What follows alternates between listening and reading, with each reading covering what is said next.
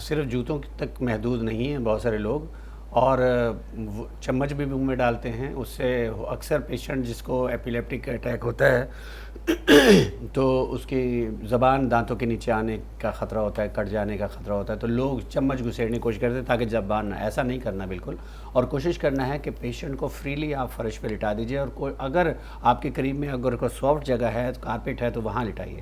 لیکن ممکنات نہیں ہوتی کبھی کبھی آپ کو یہ سہولت دینے کی. اس کی وجہ یہ ہے اٹیک کہیں بھی ہو سکتا ہے.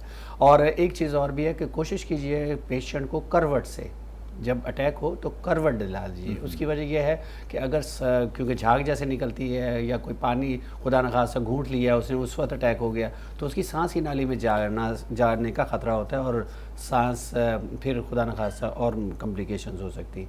انسانیت کا درس نبی کریم صلی اللہ علیہ وسلم نے ہمیں دیا، اور ہم اپنی امت کو، کیونکہ ہم اگر امتی ہیں، سچے امتی ہیں، تو اس پہ ہمیں قائم و دائم ہونا چاہیے.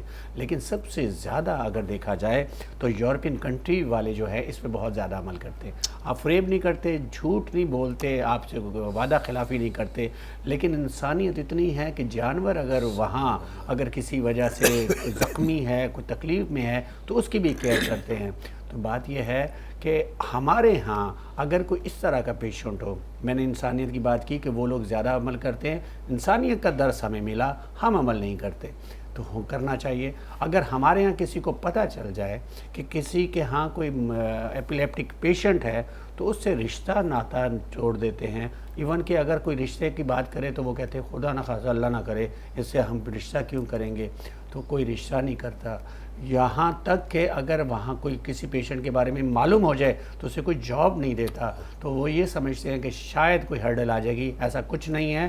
میڈیسنز اگر دی جائیں تو وہ شادی بھی ممکنات ہے، پھر یہ ہے کہ ان کے لیے جاب بھی ممکن ہے.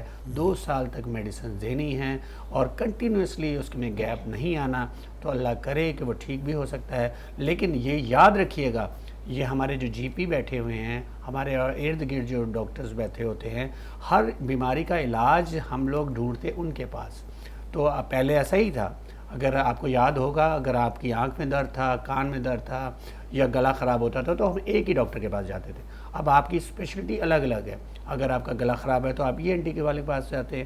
آپ کی آنکھ میں درد تکلیف ہے تو آپ منہ میں